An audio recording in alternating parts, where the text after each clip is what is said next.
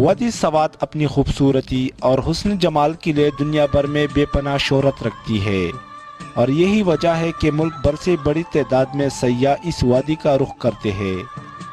سوات میں آثار قدیمہ کی سیر و سیاحت کو فروغ دینے کے لیے ایک پیکج ٹور پروگرام کا انعقاد ٹورزم کارپوریشن خیبر پختونخوا کی طرف سے کیا گیا، جس کا مقصد وادی سوات کے طول عرض میں پھیلے ہوئے آثار قدیمہ کو پاکستانی اور غیر ملکی سیاحوں میں مقبول بنانا اور اس ثقافتی ورثہ کے تحفظ کا شعور بیدار کرنا تھا۔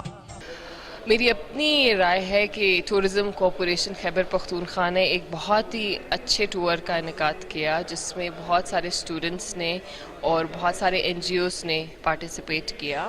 بہت اچھا، میرے خیال سے دنیا میں one of the best places ہے جہاں پہ لوگ آ سکتے ہیں اور وزٹ کر سکتے ہیں، ریسرچ کر سکتے ہیں۔ مجھے بہت اچھا لگ رہا ہے، it's very fascinating and very amazing. یہاں پہ آ کے بہت اچھا لگ رہا ہے۔ یہاں پہ آ کے مجھے بہت اچھا محسوس ہوا، ان کی جو اس زمانے میں وہ لوگ رہا کرتے تھے، ان کی دنیا میں ایک طرف سے ہم لوگ چلے گئے ہیں۔ ان کی پرانے زمانے کے جس طرح کے وہ کپڑے پہنا کرتے تھے، جو ان کا اس وقت کا فیشن تھا، جو فیشن اب تک چلتا آ رہا ہے، جو ہمیں نہیں پتا تھا کہ اس وقت کا ہے، وہ سب دیکھ کے بہت اچھا فیل ہو رہا ہے۔ بعض تاریخ دانوں کے مطابق وادی سوات سے ہی بدھ مت کا مذہب چین، تبت، بھوٹان اور دیگر ملکوں تک پہنچا۔ آئے ہوئے طالب علموں نے سوات کے آثار قدیمہ، جن میں وڈیگرام، شنگردار کا اسٹوپا، برتگڑا، املک درا کا اسٹوپا اور قدیم شہر بازیرہ کی کنڈرات اور سوات کے عجب گھر کا بھی دورہ کیا۔ سوات میں آثار قدیمہ کو محفوظ بنانا خوش آئند ہے۔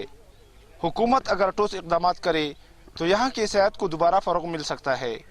ناصر